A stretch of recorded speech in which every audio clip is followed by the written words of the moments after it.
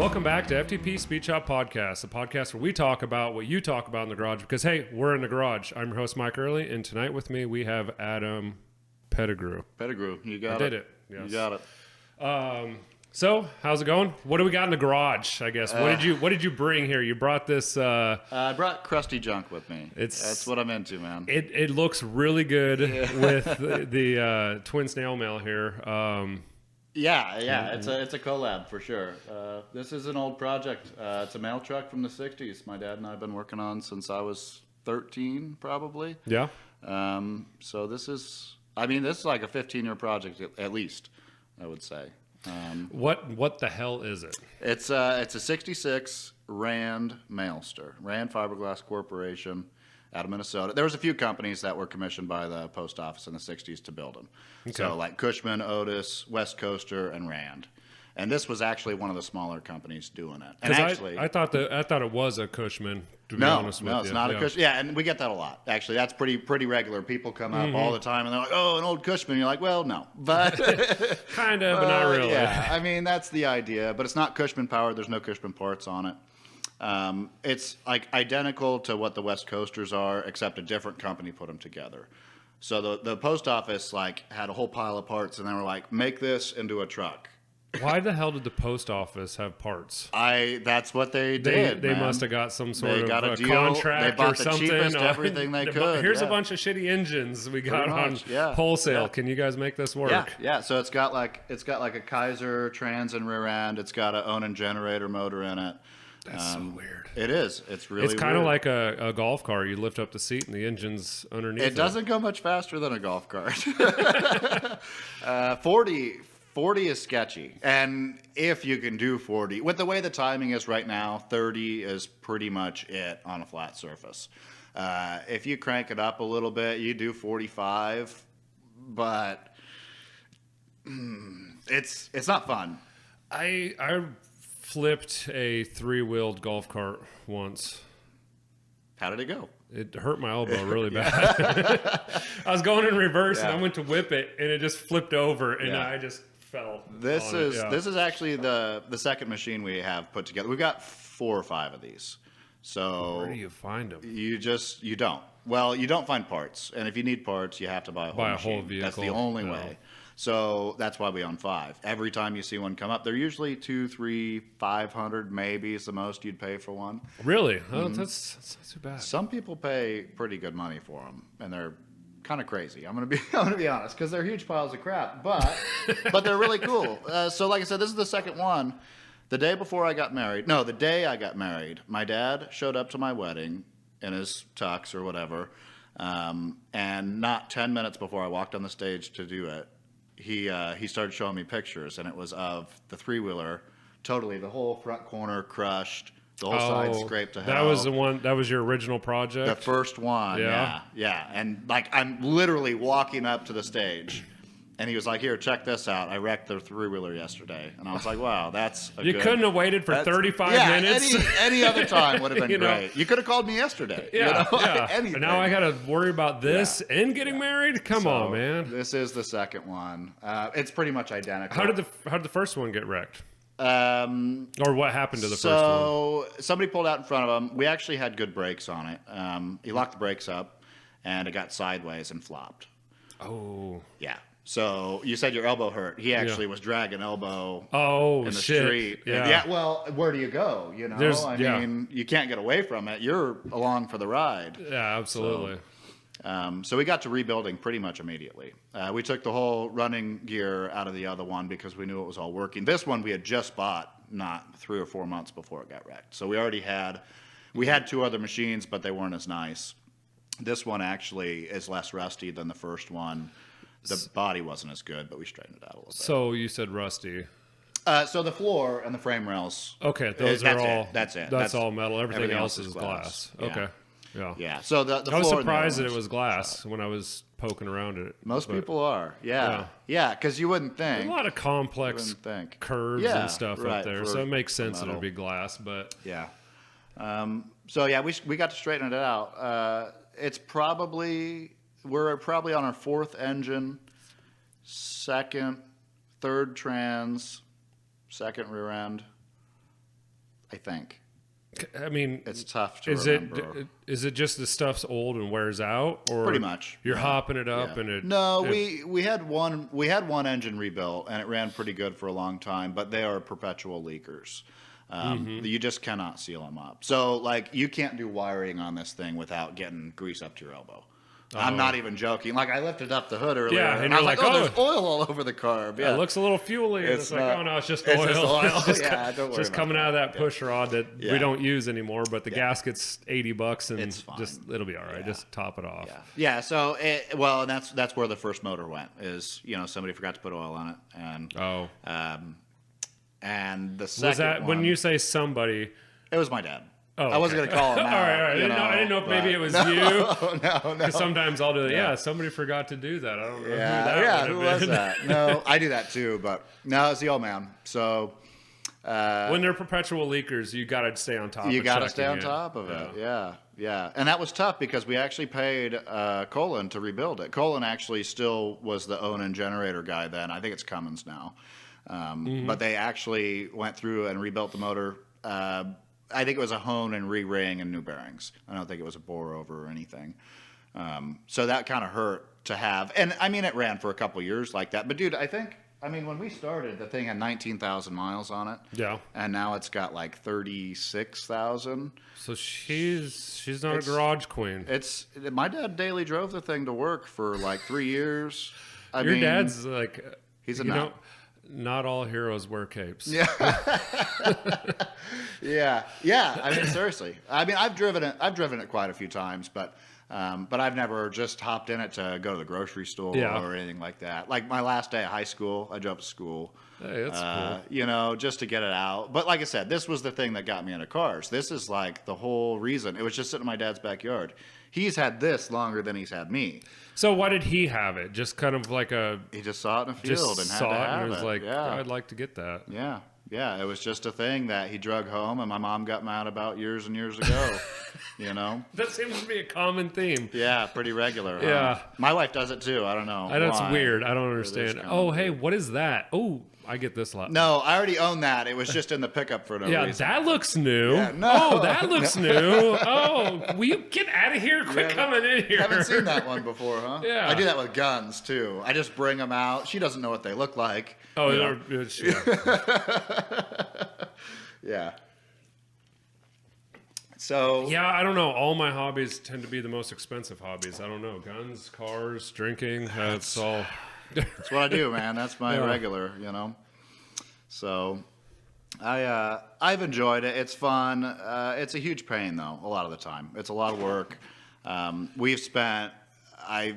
probably spent 2 winters rebuilding the thing front to back. We built a complete wiring harness twice now from scratch. Why is the harness getting eaten? Well, or is it just? I mean, I'm not going to name names again, but okay. Sometimes. Right. Okay. We can move past. Sometimes people cut corners. The old man wants to drive it today. I want to drive it in a month or next year, and I don't want to work on it in the meantime. The way things get done sometimes, that's where we butt heads usually. He's like, well, we could just have this done and not mess with it anymore. It's like, yeah, anymore until you break it again because, exactly. I want to make it reliable. I want to fix it. So the first new wiring harness, we were getting ready for the Abate show at the event center up there. And the day before... Does this go in the bike show? Yeah. Three-wheeled, man. It's got a motorcycle plate, insurance. You're supposed to wear a helmet. It is a motorcycle. Okay, that's okay. It's been there every year for like 7 years, probably. Maybe more. I haven't been there for a handful of years. Been a while? I don't remember seeing it. The last time I remember, there was a dude that had like a wood bike. And he was screaming and yelling at everybody because he didn't win a trophy or something. That sounds about right. It was a bike made out of 2x4s and scrap wood.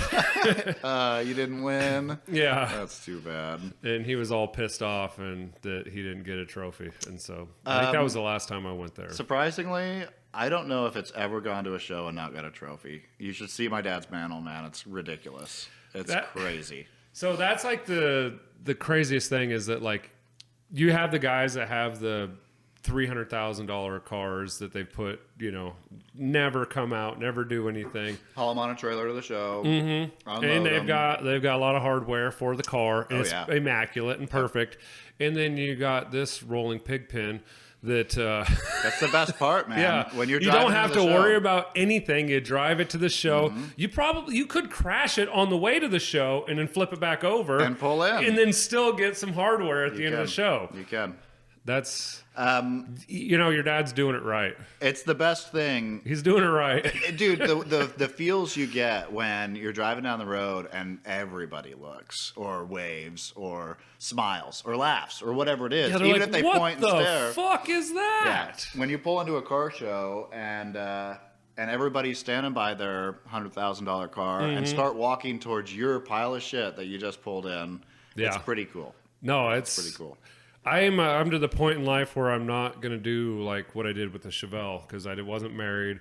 I didn't have a house. I still lived at home, didn't have any kids. And so I could just, every free penny I had, just right there. Cool. And then all of a sudden, you look back and you're like, wow, I've got twice as much in this car as it's worth. Right. Oh, I got a car like that. I'm just into trying to do things on a budget, and with the mail truck, I don't want to do no paint and body. I don't want to do anything. The only thing that I think we're going to do, just as kind of like a troll, is we're probably going to flake and pinstripe the shit out of the roof. Ooh, that would be pretty cool. Lowrider style. Nobody's going to be able to see it. Maybe even gold on black or I thought about just doing because it's basically flag shaped and just doing a giant American flag. It would fit the theme of the truck, man. Yeah. They're red, white, and nobody would be able to see it, and it would be like, you literally spent $1,000 on paint and all that stuff, and nobody can see it. And look at the rest of the thing. Yeah, right. So I don't know. That was talked to Jen about maybe doing that because would be cool. She's into the striping and really? on the flake and stuff like that. But I don't know. It's a pretty wholesome little vehicle. There's a few holes in the roof, but I'm not going to touch. I don't think I'm going to touch it. I want it to sit on air ride. I want it to have a LS of some sort in it and twin turbos. I would not change the look. Like you said, taking some of the white paint off. That's cool. That's what we had to do with this and the other one. Both the same way somebody had painted over. Yeah, because the blue and the red was basically white. It was all white. And I don't know, why did they grind so much of the blue paint off? I don't know. This is the same way. The post office did that. Like when they were done with them, they're like, "Oh, we gotta just make it not look like a mail truck anymore." That's what they did with these. Every single one we've ever picked up has been red. I think, orange now. I think they were red when they were done with them. They just painted them all red and sold them because at the time they were only 2 or 3 or 4 years old. It was still a new mail truck that people they might have still been using some of them, but they got replaced by Jeeps mostly. And and tossed in the trash. It had 19,000 miles on it, and I guarantee half of those were in somebody's field, Oh, yeah, definitely. There was some 13-year-old kid that had a lot of fun in that. A ton. Yeah, a ton. So that's probably where all the big scratches and the messed up spots on the side. This one, the previous owner, it was the guy's welder truck. He could drive around the farm, and he had a big...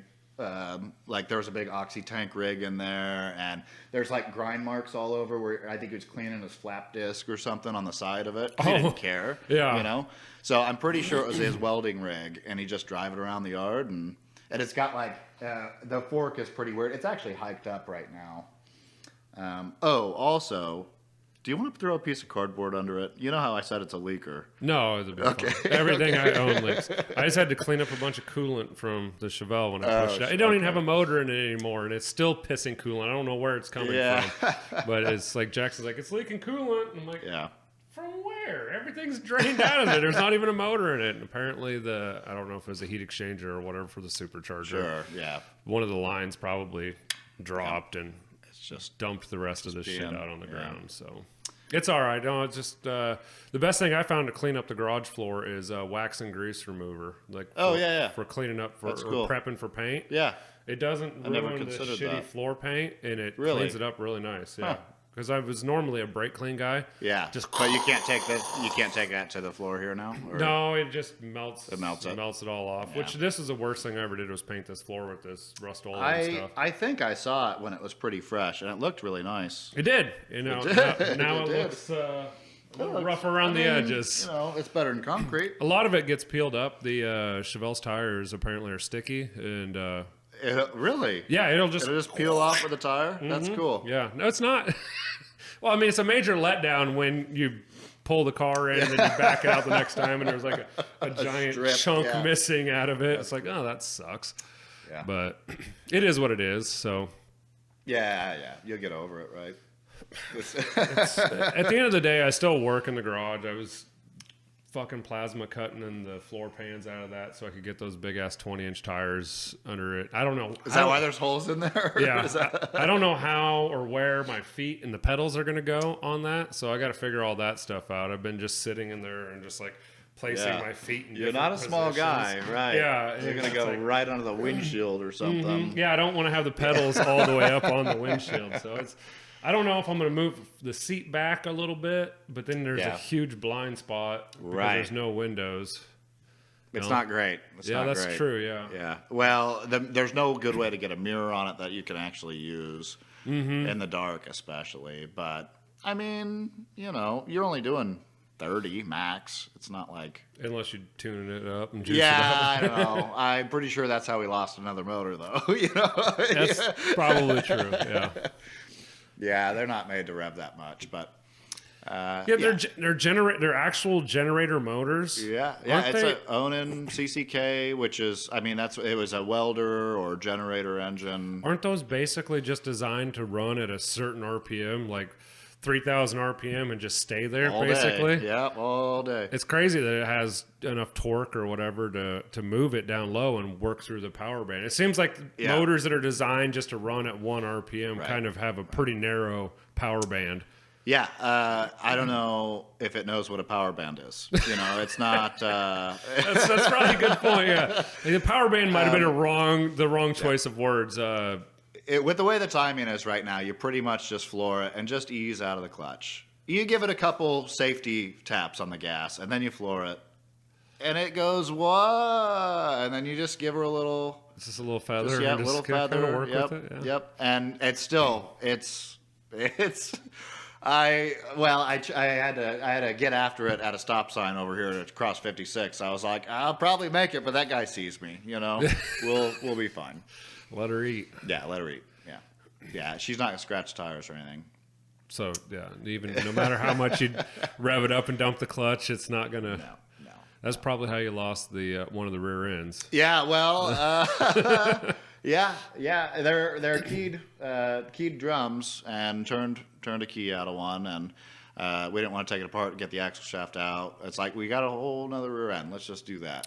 Slap one in. So keyed. Explain to me what a keyed drum is. Is that literally just it's a tapered axle shaft with a key in it, and a keyway in the drum that is taper fit and goes right on there and castle nut. Yep. Really? Okay. Yep. So just wallered out one of the keyways in the axle, and that's probably 2 of them that we've done that way actually now. I don't know. You work on it and work on it. It's like a go-kart. If you want to drive it, you have to fix it first, and then you drive it and you break it. And next time you want to drive it, you have to fix it. I will say it is like, you know, when you go to like the nicer neighborhoods and everybody's got their golf carts and they've got the big tires on them, they got the big stereos, the booms, and all that stuff, and the lights everywhere. The first time I seen this, your dad came. You're just cruising through the neighborhood. Yeah, racing by down the street randomly, like a Bad to the Bone was blaring or whatever, so loud in it. You do have like the golf cart, neighborhood golf cart speaker set up in there that's so loud. And wait, it's got 2 amps? It's got 2 amps, yeah. Okay, so that's even more impressive. Yeah, he thumps, man. He everywhere. I can hear him from inside my house from the end of the block. Like when he turns onto my street, it's like, is that... Oh, I think it is. Yeah. It's like, once in a while, I was like, is that polka in the distance I hear? Yeah, I think so. It was very impressive how loud it was. Yeah. I wasn't even mad. Yeah, we're on our second set of speakers already, actually, and that's a new addition in the last like 2 years, I think. I think that makes the vehicle. You know, we didn't think so, but now people get even bigger a kick out of it. If you can't go fast, you might as well be loud. Might as well have tunes or something. Yeah. You gotta have something to keep you entertained. It's pretty cool that it has a muffler on it now. For years, we couldn't find a good muffler for it because they're pretty specific. There's not a lot of room in there, and they're really weird size. We were going to use a couple of motorcycle mufflers and just never did it. And then finally, this machine, when we bought it, came with a good, not rusted out factory muffler. So slap that thing on and a little quieter. Oh, dude, it's way better. It was so. It probably drones like crazy. Oh yeah, right. A tin floor and fiberglass walls, and it just shakes around in there. So what was? I know you had talked about bringing a Monte over. Yeah. So I've got an '83 Monte Carlo. That car I've had since I was 18. I traded a pickup for it I had at the time, and it was like the paint was pretty nice when I got it, but it just had like a stock 350 in it somebody had slapped in, but it didn't have there was no door seals, no seat belts, no, like half the interior was missing, no fender liners, no, it was like stripped pretty down bare pretty much. shell, yeah. And that was my daily. Like, I traded my daily driver for the car. I was 18. I was fresh out of high school. That's I was working at Kawasaki. Yeah. Yeah. And I was like, I guess this is my car now. So it's like, there's no window seals around the top. So the windows are just banging around. Oh, they're rattling. It was bad. It was so bad. So, but it makes you fix it faster, probably. Yeah. So that was one of the things. I started going to U-Pull-It every chance I had after work, and trying to find any kind of parts, Grand Prix or Malibu, whatever I could find that might maybe fit, because I didn't know anything about G-body stuff then. So I daily drove that car for 3 years. In the wintertime, I'd usually buy a beater. Bought a little Malibu, bought another Monte Carlo for one winter, stripped some parts off of it, sold it in the spring. That was kind of the regular gig for a long time. Yeah, I miss the winter beaters. I don't have that. I got a pickup now, man, and it's terrible. I mean, I love my truck, but I get like 11 miles to the gallon.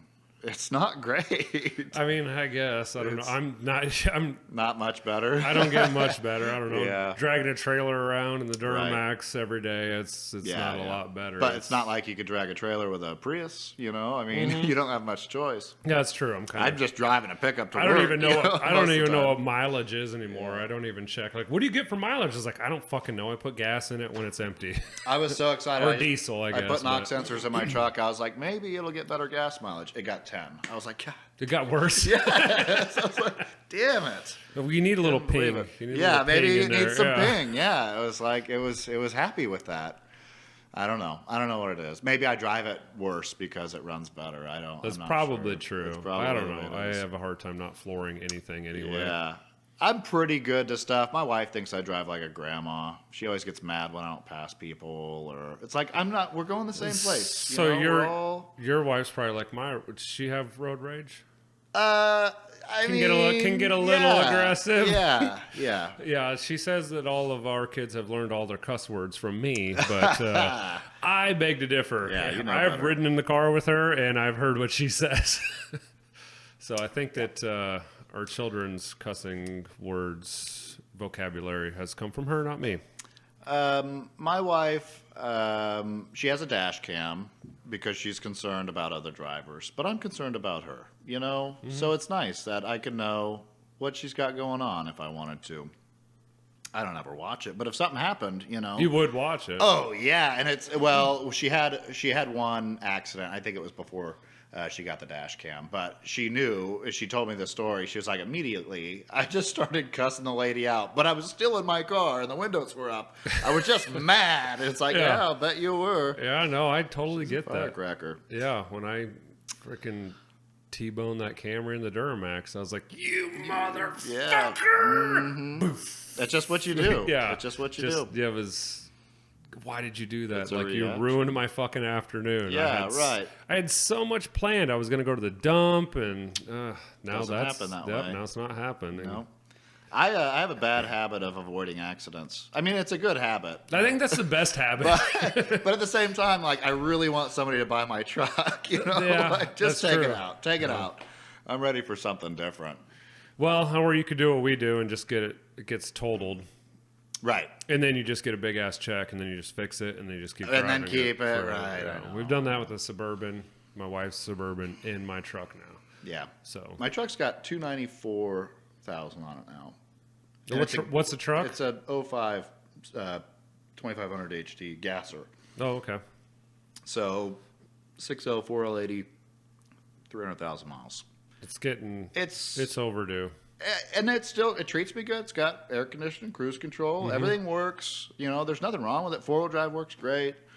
It goes down the road straight. I mean, the door seals aren't great. No, they're some not. wind noise, no. But it's an extended cab with a third door. You know, I mean, you can't expect much out of it. Yeah, no, I was working out of town the last couple weeks, and then how windy it's been. Yeah. It's like, wow, there's a lot of wind noise in here. I got to figure out if I can bend the top of the door back in just to try to get it to seal a little tighter. Yeah. I don't know if that's possible. Haven't made it happen yet. It was like, it sounds like the damn window's down. Oh yeah. Yeah. Everybody that gets in the passenger seat, they're like, can we fix this? It's Why? Like, no, you just deal with that. I don't know. John had an 06 3/4 ton Duramax. Mine's an 06 also, but mine's the driver's side door that seems to be the worst. But his was the passenger door, and I don't know what it is. It seems like it's mostly the passenger door. Maybe it just needs door seals, right? Yeah, but who wants to buy those? I know. That's what I keep saying. My wife's, my cousins, or everybody that rides with me, they're like door seals, and it's like, nah, I don't think. Yeah, who wants to put door seals on a 300,000 mile car? Miles, right, yeah. It's like, this is what happens when you get a car with 300,000 miles. Yeah, I paid $1,700 for this. Damn, that's a good price. And that was like 4 years ago. I've had that truck for a while. Yeah, you could probably sell that for $10,000 right now. The way they're going, man. It's ridiculous. It's crazy. Yeah, it's a Colorado truck, not a lot of rust. If you know anybody, maybe it's... That's weird, not a lot of rust from Colorado? Yeah. I figured Colorados would rust out. They must not salt or something, I don't know. I'm not, I don't want to tell Coloradans what they do and don't have, but I don't know. The truck was fairly rust-free. It's got a lot of surface rust. It's got like $half holes in the cab corners now, but I mean, as far as the 05 Chevy truck goes, it's pretty good. The paint, not good. Somebody like rolled paint on it. It's like, Oh, nice. Yeah. It's like that. Yeah. Very good. I know when I bought my truck, so when I was in the market for a new truck, and this has been, 7 years ago, I couldn't spend that much money for a truck that had more rust than the truck I was replacing. They wanted like $13,000 for a 3/4 ton Duramax, and that generation, 02 to 06 is kind of where I was looking, and ended up going down to Houston, Texas. I bought a car on eBay, or a truck. Sure. And I think it was a 08, so it was the newer body style. Right. And, no leaks, no nothing, perfect, blah, blah, blah, blah, blah. Get down there. There's a spot this big of oil underneath it, or tranny fluid or something. Sure. And immediately you're like, fuck. There was still fucking masking tape and paper in the wheel well from the half-ass shitty body work they did on it. And I go, dude, I want my fucking this is not. Yeah, this is not what you advertised. Yeah. So it's like I went down to fucking Houston, Texas, with $17,000 in cash and my 9mm on the dash, and we were like ready to buy a truck, and it was like that was a longest drive and the biggest letdown of my life, I think. Right. And so me and my dad went down there. We finally stopped at a truck stop or whatever to eat dinner. We'd been freaking hauling ass since like 5 o'clock in the morning, and I was like, we're gonna whatever. And we're looking at Craigslist or whatever back then, because I don't think Facebook Marketplace was a thing. Oh, yeah, I miss Craigslist. I don't use it anymore, hardly at all. Found a guy that had the 06 Duramax with 213,000 miles on it, and I think he wanted like 14 for it. Not bad. And I go, okay, sounds pretty good. Call him. Talk to him right away. He's a firefighter. I was like, okay, that's good. Maybe more trustworthy. I think you could trust a firefighter. He goes, yeah, I'm at work at the station. If you want to come on down and take a look at the truck, sounds good. I was like, all right, perfect. Let's go. gets the address to the station.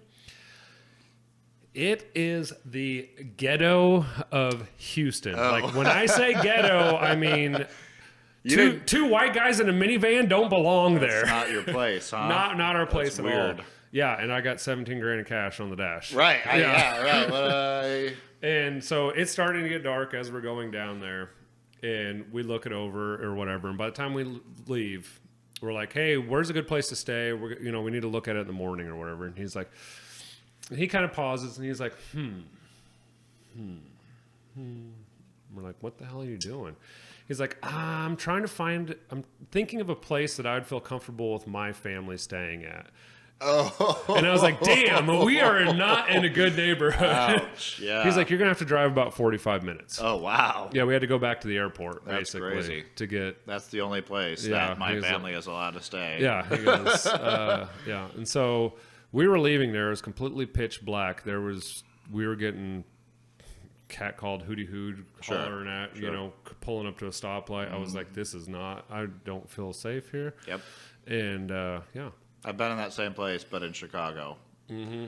I was freaking getting ready to run the red light. People were walking out in the street in front of us, and like, I was like, yeah, we don't belong here. This ain't our hood. Just don't stop. Yeah. Just don't stop. Yeah. Yeah, I made the joke at the time we were driving through South Chicago. We were going to go look at the Shameless house. We were like, that's cool. We're in Chicago. Let's go look at it. And so we start driving, and, we were downtown. So it's like a 20 or 30-minute drive, whatever it was. And we start driving that way. And then, like, you start to notice, like, more people just hanging out on street corners. And then the people get dirtier or, sluttier or... Gets a little a little lower class, maybe. Yeah. I'm not sure what the right word is. Yeah, we don't want to offend anybody. No. But you could have bought crack or head on any street corner. Man, crack in head on one street corner? I mean, that sounds like a pretty nice place. I don't know. So we didn't belong. And you could tell, like, when you get in the neighborhood, there's people sitting on their porches, and they're like, we know you don't belong here, but we know what you're doing. You go ahead, you do it quick, you get out of here, you're going to be okay. It was a wild ride. That was a trip I actually took to go pick up a car also. We made a detour to go through Chicago. That was to get the other Monte Carlo I had. I had an 81 Turbo Monte I bought. I didn't know they made a Turbo Monte. Yeah, so it was a 1 in 3,000 car. So was that like the Grand Nationals basically type setup, or is it? Yeah, it had a Buick 3.8 with a turbo. Okay. With a turbo. And that was a factory? It was a factory car. 3,027 of them. It was a 1 year only in that body style. 81. It was the first year of that body style. So they made 3,027 of them. 3.8 Buick, Quadrajet. Mm-hmm. It's not fuel injected. It's a hot air car. No intercooler or anything. So it's pretty lame. But blowing through a Quadrajet. Yeah. No. Like sucking through the Quadrajet. Okay. Yeah. It's a draw. Well, or whatever. But like. But that seems kind of. Yeah. Kind of. I loved my Quadrajet on the Chevelle. I mean, it worked really good, and it got great. decent fuel economy. And then when you let those giant secondaries open up, you could finally feel some horsepower. Yeah, imagine a turbo sucking that Quadrajet. Actually, it made quite a racket. Usually, you'd mash that thing and it would open up, and then it would like slow down. It didn't know what to do. It was crazy. It was a great highway car, though. So oh man, it was kind of a mess. But we went up there. It was a really nice car. I got a pretty good deal on it. And I showed up, and it was exactly what the guy told me it was. I had already... That happens hardly ever. We messaged back and forth a lot. But he was a really nice guy. Excuse me, golly. He was a really good guy. And it was in Wisconsin. And I can't pronounce. It was like Wannapepe or something. I don't remember. It was everything around there was the same. Yeah. But the dude was really cool. We showed up. I crawled into the car. There was no rust. Frame rails are beautiful. The car had one repaint. But it was like 30 years ago and like 25 years ago. The guy parked the car on jack stands and like just didn't drive it again. And the guy I bought it from the guy who painted it and parked it.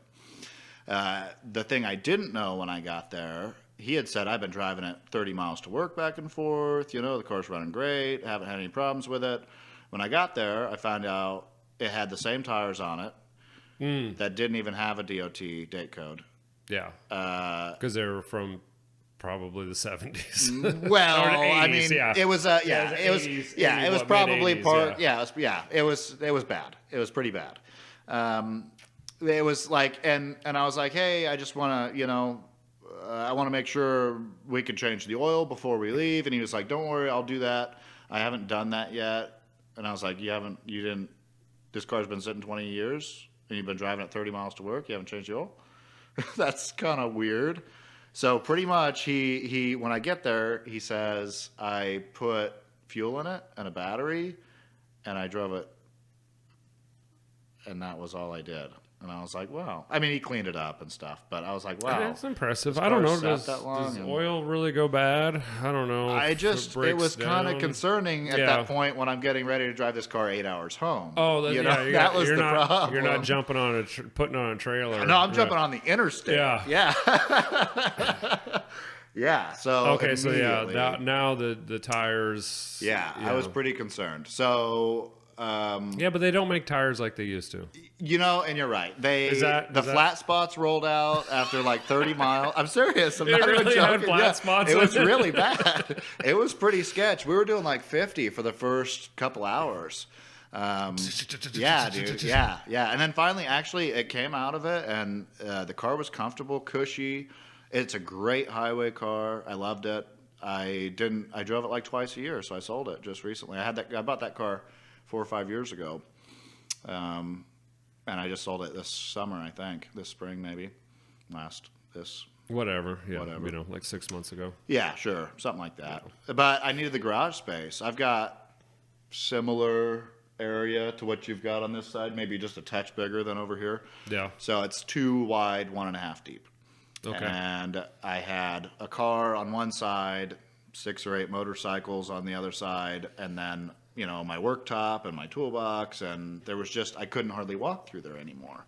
So I didn't drive the car. I've got the other Monte Carlo sitting outside because it's crunchy and, that's my baby, but I don't have to worry about it. It's going to be fine out there. This car I couldn't bear to see outside. Yeah, that's that double-edged sword where it's like, this is the one. Yep. But you're way worse off than the nice one. I bought it with bad intentions, too. I did. I was going to so I've got the red car. I never got to that. It's got a 6-liter turbo 400 9-inch in it. Oh, really? And I was going to take all that stuff and put it in the good, pretty car. And I got it home, and everybody's like, why would you do that? And I was like, well, it's a nice car, and I got all this good stuff. Why can't I? They made 3,000 of them, and it's like, it's got a hood scoop that says you're not allowed to do that, I think. There's a whole rule.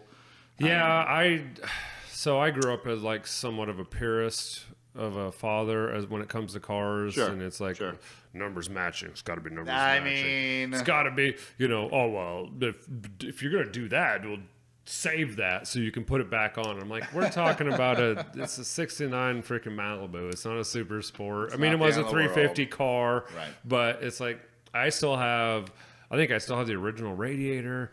I have all the AC shit, all that's like stuffed up in storage because I was raised that if you do not get rid of that, you idiot. So yeah, it was. I get like one of 3,000. That's a little bit more impressive. It was a 1 year only option. That's a pretty cool car. It is a pretty cool car. Yeah. I didn't even know that car existed. Most people don't. No, well, so most people know that the 80 and 81 turbo Montes existed. There was like 13,000 of them 1 year and like 6,000 the other or something. They're not very common, but it's the same drivetrain, the same Buick 3.8, same turbo. And most people that do G-body stuff know of those, but everybody I ever talked to had never even heard. I hadn't even heard of it until I was scrolling, the internet one day, and I was like, I'll make a road trip for a car. I was looking for a body, because my body's getting to be pretty rough. It's to the point where, you can see through the trunk floor, and maybe a body mount or two isn't really holding on anymore. I mean, rust is lighter than carbon fiber. Every panel needs something. Yeah. So it's just like, wouldn't it be easier to just buy a whole car? But then is it my car anymore? Yeah, that's the double-edged sword again too, because like I have that same issue with the Prelude or whatever, you know. It's like I built that car to what I wanted when I had my first one, but I don't have my first one anymore, so it's not your car. It is. I mean, but it is, but it's not. You know, so it doesn't have that same sentiment. Yeah, so I don't know. That's a weird gray area, and I feel like once if you change the body and you get rid of your car, then cars have like, I don't know if spirits is the right word. Personality. I think they do have a spirit. Personality is probably Definitely a better personality.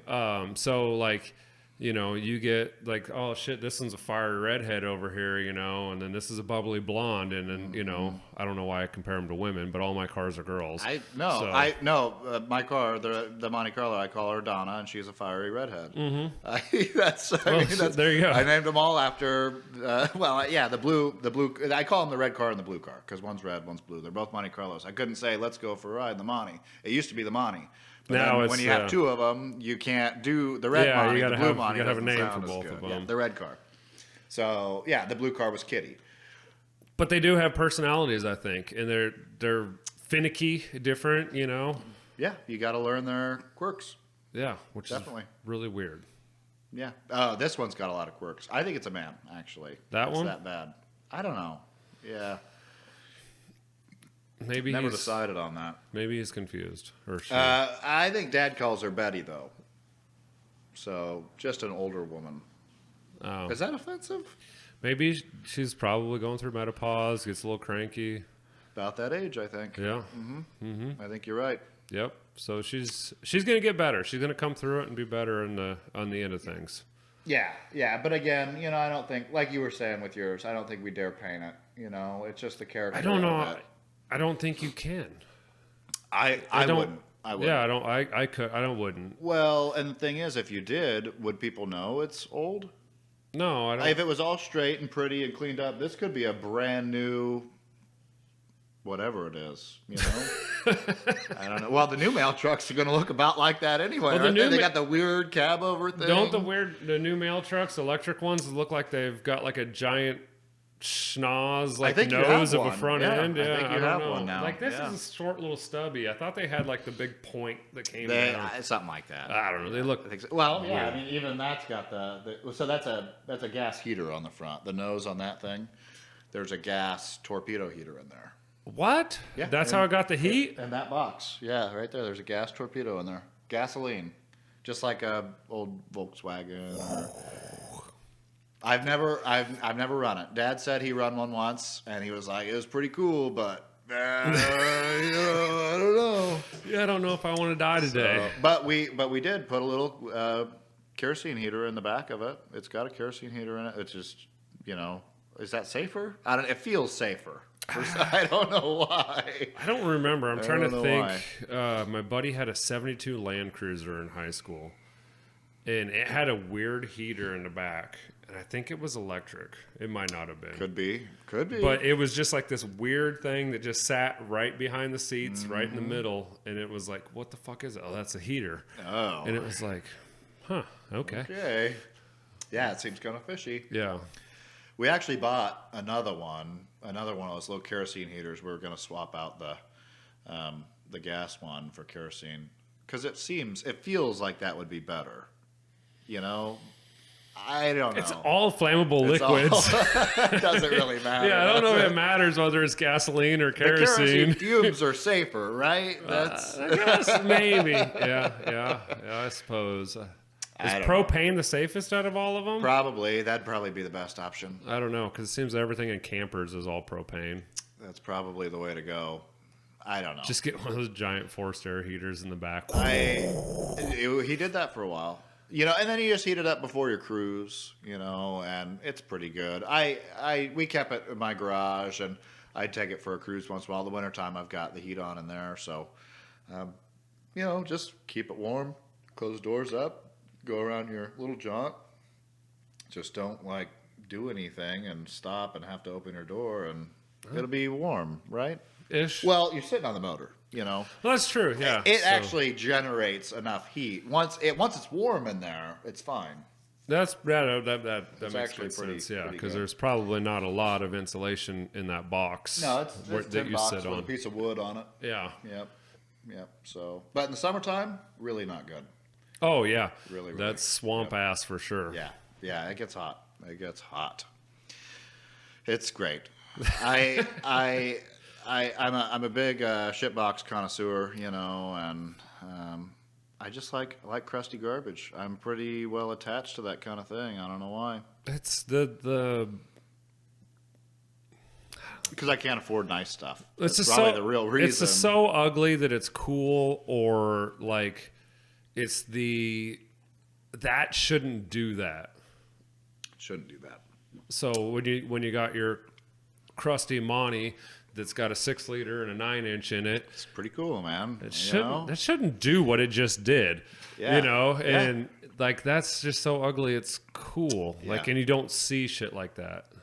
Yeah, it's weird or different. Or well, again, that's why I do base model Monte Carlo stuff. I don't want an SS because everybody's got one. I don't want the same car everybody has. That's why I'm attracted to this. That's why I don't know. Well, and everybody probably wants to turn their base into an SS. I mean, I have an SS clone. Yeah, My right. 69. I mean, you can't talk smack about that. Yeah, Can you? I mean, in my defense, everything was, I think, when I bought it, it was already done. partially cloned. Oh, sure. But I've seen the old men come up and nitpick my car at car shows. And they know better. Or whatever, and they're like, Sure. the door panels still say Malibu. This isn't an SS. This guy's whatever. I just like the SS trim better. And I'm like, man. yeah, it's got a supercharged LS in it. And I don't really give a shit. It's faster than your Chevelle. Yeah, it makes fucking twice the horsepower. Right. Yeah, I think that's what's cool. I don't care about the stupid arrow nose. Let's race, man. I mean, come on. Yeah, 6-liters are they're pretty good. They're pretty fun. Yeah, it runs. I actually never had an issue. I mean, not like This stock 6-liter. You got anything done to it? It's got a big cam in it. It's at a. I have plans to do turbo stuff, but I can't afford it right now. I think I just want to go mid-size single turbo. Mm-hmm. I keep saying I want to be reliable and that sort of thing, but you know. That's cute. Yeah, I know. It's got a 9-inch and a built turbo 400 in it. That's what we all say. I think we're reliable. And then we go to order and we're like, just one bigger will be fine. Yeah, just one bigger. One bigger. Always go one size bigger. Yeah. The turbo, that's like the cheapest part of the whole endeavor. It's like when you're buying a cam. Just go the big one. Don't go with a cam that's going to work the best for your combination. Just get the biggest one they have. Yeah. So actually, Brock did a ton of the work on that car. Brock did the swap for me, put the cam in it. Oh, he really? actually had the cam. He said it's custom grind. I never got a cam card. No idea how big the cam is. 600 plus is like the only thing I remember. Lift. That's the only number that I ever. Well, that's the only important number. Well, I mean, that's. Yeah, sure. What kind of cam you got now? Oh, it's a 615. Yeah, 3/4. Big, big badge. 3/4 It's race cam. It's the whole thing.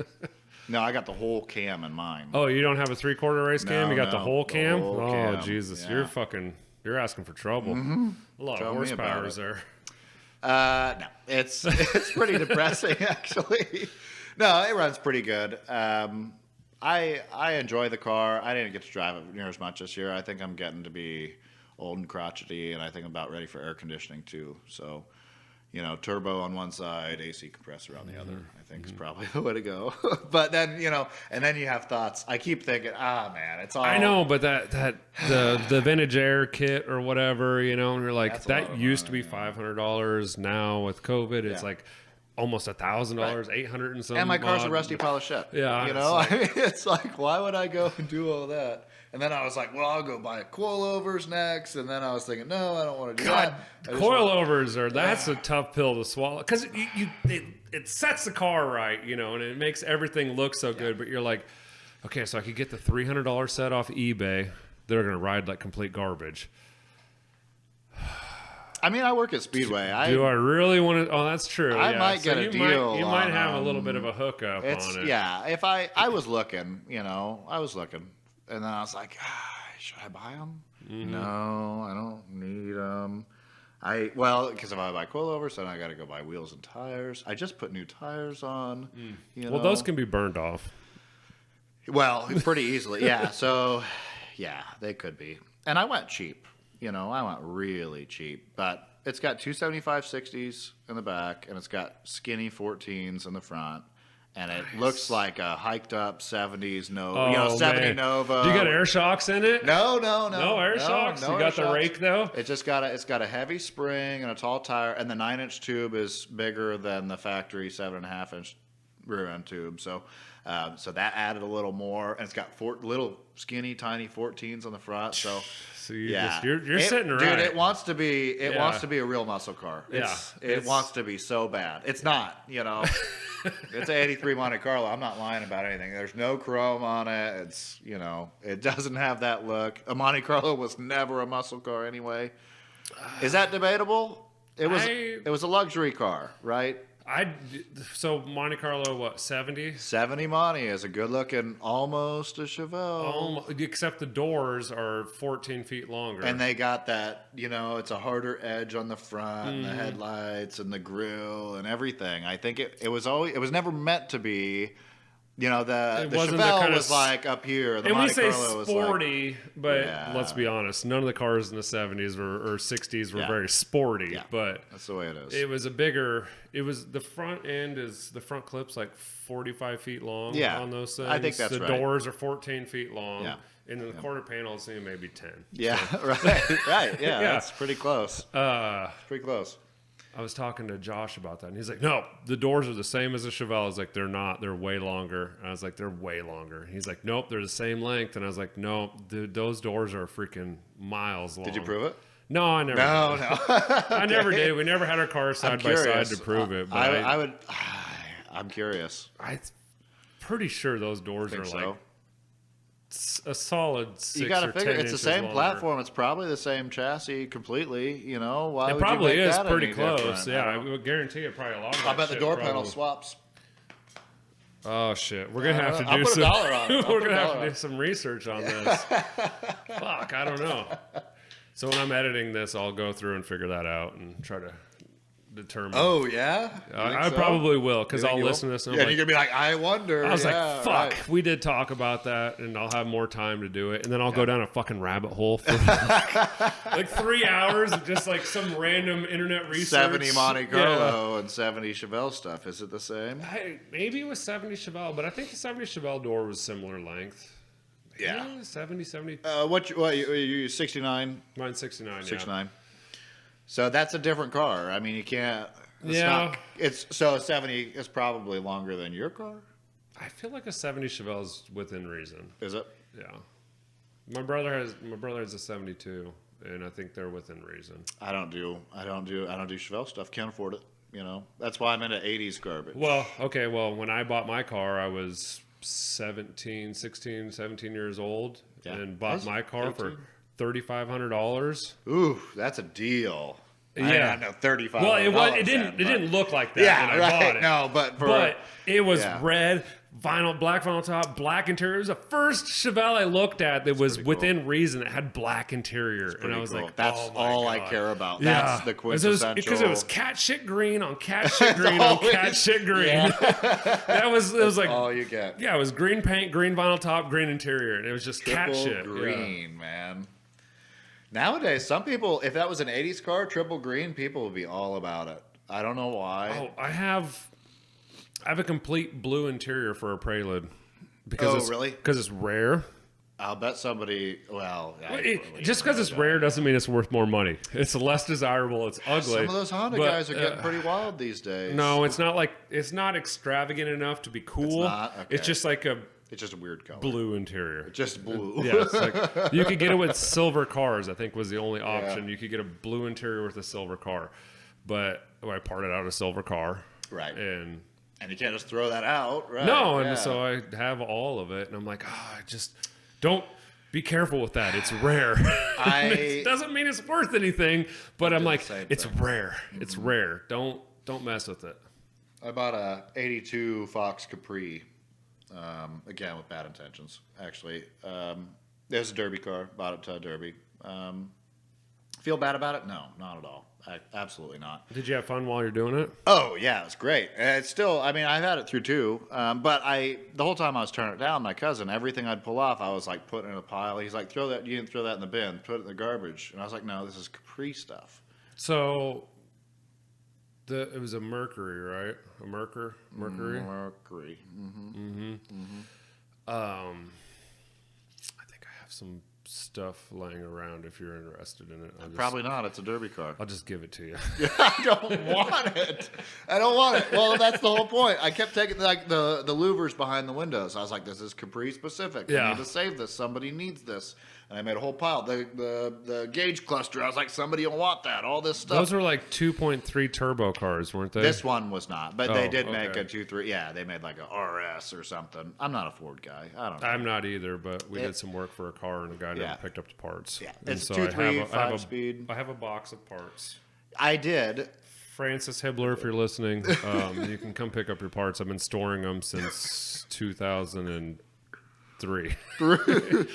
You're better than my cousin because I sat at my cousin's house for like 2 years, and he's like, those parts you had, I threw them in the garbage. I was like, thank you, because I probably would have done the same thing now. It's been so long. They just sat on a shelf. It was like, these are the Merker parts. Mine too. They ended up in the trash, and I didn't feel bad about it anymore. Yeah. But so many people were like, oh, you tore up a Capri, and I was like, dude, it's bad. It was so rusty. I didn't even feel bad about it. So you do you race, or you just do the Derby cars? Just do a compact demo. Do one a year, usually Lancaster County. Missed a couple with COVID, I think. But it's a regular occurrence anymore. I've done 4 of them now, I think. My cousin's been doing them for a long time, and it's just something, again, it's, get out, work on a car. Gives you an excuse to do something. I think it's a Freiburgerism. Don't get it right, just get it running. That's how I live my life. Yeah, yeah, man. Me too. I get it, and so that's one of those things. You don't have to get it perfect. You're literally taking this car out to go wreck it. That's in that certain instance. That's 100%. Do not get it right. Just get it running. So I mean, and there's a lot of people that spend good money and get it right. I'm not one of them. What do you gain from getting it right? Sometimes they're making $7,000 or $8,000 at the end of a show. Oh no shit! Mm-hmm. I was just thought some of those things pay, maybe more. $1,500 or maybe some are like $15,000. Depends on the show. Really? Yeah.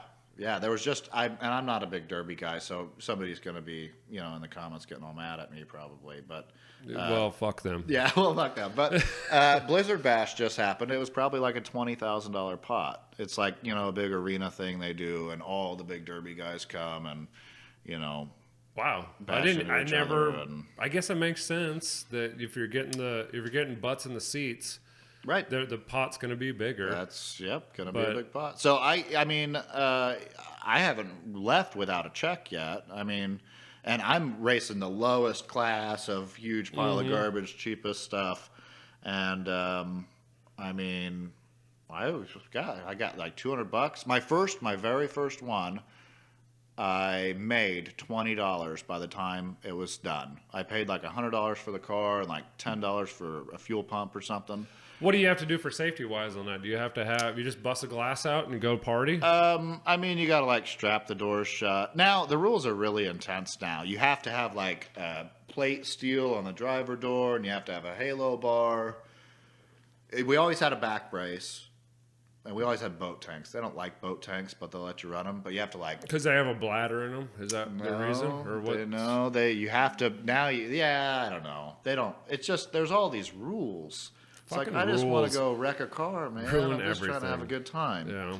So the most recent event we went to, we had 4 cars that we got ready. It was the biggest one I've been a part of with my buddies. Four of us got cars ready, put them on trailers, hauled them into Lancaster County Event Center.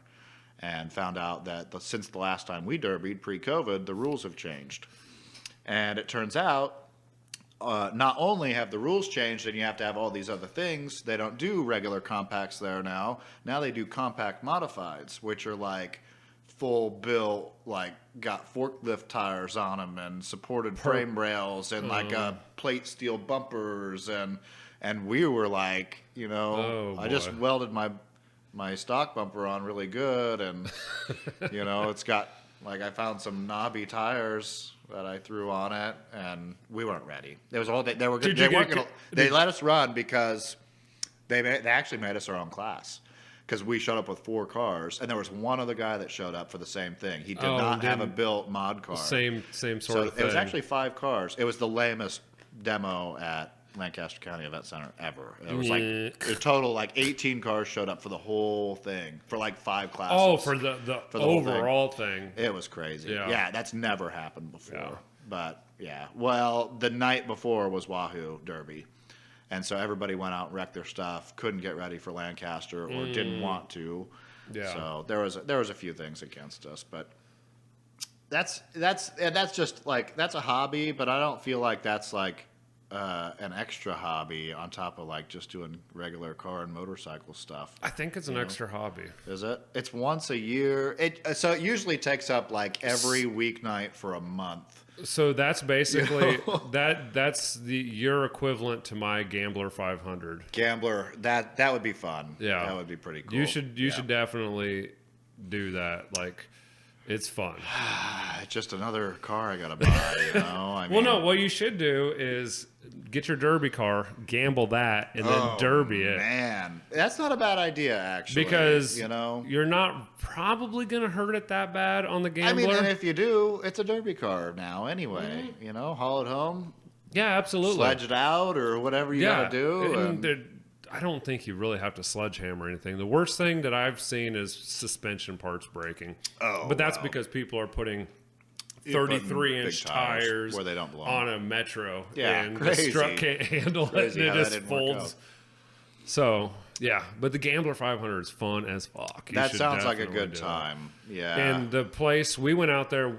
I did it this year. We pulled the camper out, did a podcast out there. Didn't have a car. Or the Winnebago. I wasn't going to drive it 2.5 hours away or whatever. But we did it in the Duramax, and it was still pretty cool. It was pretty fucking fun. We were trying to record everything. We were trying to get ahead of people and do all that shit. But like, we jumped. I felt kind of bad. I felt really bad. I was jumping. It was like. There was a time where, like, I think all 4 wheels were off the ground where we were going through ruts. Like, this is my regular everyday this truck. Is my daily driver. Right, this is what gets my trailer to work so I can make money. Kind of pays my bills, but whatever. But, like, there was a time where it was like, we're just going to fucking send it. Let's go. In the moment, you have to. No, fucking put that thing in 4-wheel drive and, like, oh, shit, the ass end just slid down into the rut. Bang! Go for it. That's pretty cool. Yeah, no, it was fun. But yeah, I'd like to do that. Sims and some of the other people that have done it before. We want to build a different vehicle, like something that's a little more sporty, a little more compact, something that we could actually like cook through the course a little bit compared to a 1972 Winnebago. I mean, in theory, though, See, this looks like a Winnebago. This kind of looks like a Winnebago. It does. Maybe that's what you're. I have a common theme in my life. It's just so ugly. It's cool. It's so ugly. It's cool. Yeah. I had a big ugly camper for a while. My first car was a conversion van. My very first car was an '87 GMC Vandera GT Series 2500. It was like a whole thing. Yeah, I don't know. Starcraft interior. It was like, running lights and shag and the bed in the back. I was 16. This is my first car. I don't feel like that's really great for a 16-year-old kid to have. I thought it was great. I loved it. Let me rephrase that. I'm not getting that for my kids as their first car. It was sitting in the backyard. It was my dad's daily for a while. And he didn't have the money to buy me a car when I turned 16. Was that where you were made? No. Oh, okay. No, this is many moons after. No. I had to ask. Because people were going to ask. People were going to ask. No, it just, my dad had quit driving it because it sucked on gas or something. He got a pickup. I think he got a pickup. And he wasn't driving it anymore. He parked it in the backyard, and he was like, hey, you put plates on that van, get it running, you could drive it. And it was like 3 months after my 16th birthday. I was like, wow, great. Thanks for letting me know. Now it's been all this time. Yeah. So I did. I started driving it, man. I drove it. I think it was like one summer. I think it was just the summer I was 16.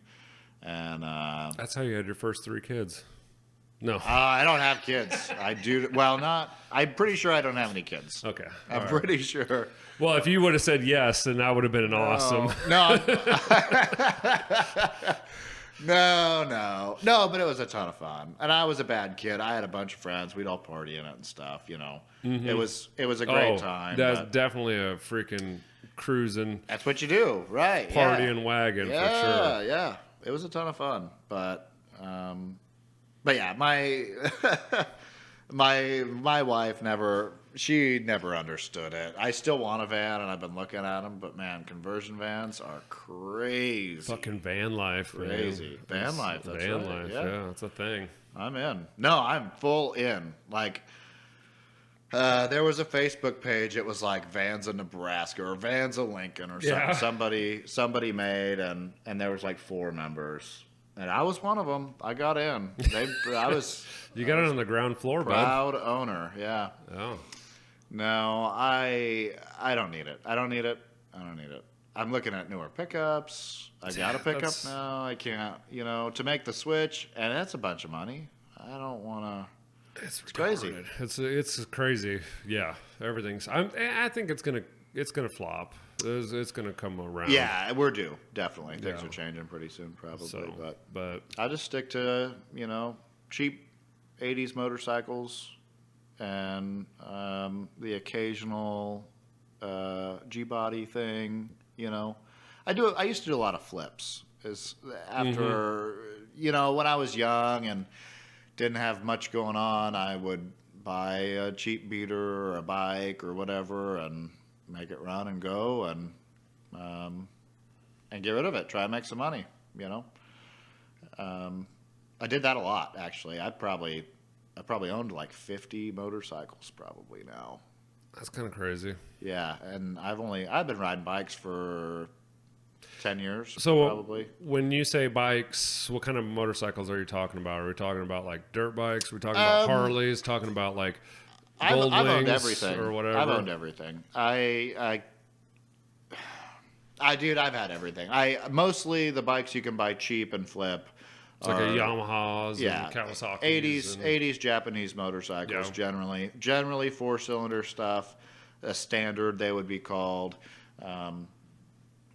Just kind of your basic like KZ 750 or Suzuki 550, 650, 750, Yamaha, same, all the ugly 80s bikes. Those are generally the ones you can get reasonable. I've done a few enduros, a few sport bikes. I've owned a few Harleys. I still have a couple. I probably own eight motorcycles, maybe. I don't know.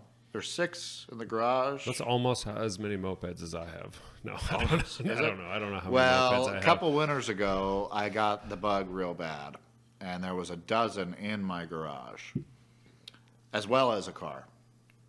Yeah, still have the car. No, yeah, I still have the car then. That's the cool thing about motorcycles, though, is you can take up a lot of space. They don't take up a lot of space. Yeah. Mm-hmm. Yeah. Mm-hmm. And then the wife comes home and she's like, I'd like to park in the garage once in my life. Oh, no. We moved in, and I told her immediately. She was like, oh, I got a garage stall for myself. And I was like, no. Silly girl. No, that's yeah, my wife has, she goes, it would be nice someday when we build a house. Someday. I like that. We'll have a house garage, and then you can have your shop. Yeah. And I go, I'll probably fill it. She got that little remote start thing. She doesn't. Yeah, you don't need it. It's the same thing, basically. It's the same thing. I'd have to buy a garage door opener that works. Yeah. Yeah, that's great. I was surprised you don't have one. I do have one. It took a shit like 8 years ago. I've never taken it off the wall. I just disconnected it. I've never seen one of them. Yeah, no, those were awesome, but they discontinued them. Can't do that anymore, huh? Yeah, I don't know why, but That's neat. It was cool. No, it's like low no flush over, mount. Yeah, I like no that a lot. overhead stuff, cool. but they don't make them anymore. The garage fills up pretty easy. Mm-hmm. And like I said, I probably have 6 in there right now. But one's my dad's. Two are my dad's, actually. But then there's like 3 or 4 in my shed and 1 at a buddy's house. It's always good when you got a shed. That's where things go to die, generally. Like, you just forget about those. You're like, I'm not willing to give up on this yet, but once in a while, if I need a part, I've got a parts bike. I've got one bike that's in totes. Mm-hmm. Oh yeah. I've got totes. Totes are nice. Yeah, totes. Yeah. Because then you can dig through them. You don't have to like take a part off in the shed. You can take the whole tote in the warm garage. And you literally just dig through it a little bit. Yeah. Dig through it and then throw it all back and say, "Fuck, nothing in here was worth a shit." I need to get an eBay account and start selling motorcycle parts. I have so many. It's ridiculous. It's crazy. It's unbelievable. I don't know where they come from. They just show up at my house. I think you have an idea. I think is your wife going to listen to this? Yeah, I don't know. We'll see what she thinks. She won't make it this far. Let's not lie to anybody. Yeah, here. Right, yeah, that should be okay. Yeah, she'll be in the first 15 minutes, and she's like, "Yeah, this is boring as fuck. You guys are idiots." Yeah. How many? That's what my wife does. How many is a problem, though? You still making your mortgage payment or your rent? I've never lost money on a motorcycle. Well, one. You're still paying your bills? Yeah. There's no problem. I see no problem with this. You can have as many as you can have until you lose your house. That's where I draw the line. Yeah. Yeah, I don't lose money generally. I lost money on one. It was a bike I rode for like 2 seasons. It was a Harley. But I didn't generally flip Harleys. Right, I lost $1,000. But you rode it for 2 years. Rode it for 2 years. Yeah. I wasn't out anything. It treated me very well. I bought it for me. I did not buy it to flip. It was a whole thing. I didn't feel bad about it, but my wife wouldn't let me live that one down. It was like, ooh, you lost money. And I was like, I know, but I'm buying this other bike. You can't win them all. That's the one thing you got to say is you're going to lose some. That's just business. Yeah, sure. You don't make money every time you go to make money. Yeah. Same with that turbo car I sold. I mean, I made $200 or something when I sold it. But I mean, after I drove it 8 hours home, and the whole trip I paid for to go get it, and it was. But it's an experience, right? It was a great experience. It was a vacation, man. It was a road trip. We did some things. We went to Chicago and checked some sites out and had a sandwich, and it was all. That's what you do. It was a thing we did. So. I don't chalk it up as a loss. I wanted it out of my garage. I didn't lose money on it. I could have made more, but I didn't want to do any more work. Did it stay local? Yeah, it's local. Well, I think the guy's out of town, but it's Nebraska. Mm-hmm. Yeah. So I actually saw it at a car show and talked to the guy a little bit this summer once, but. Yeah, I wasn't attached to it. It didn't hurt my feelings. I didn't feel bad when I got rid of it. It wasn't a big heartbreak. So it was just another car. Like I get bored with dailies a lot. Are you the kind of guy that like every other year you got a new daily? It used to be until I got this pickup. It was every year or every other year or maybe more often than that. Mm-hmm. I mean.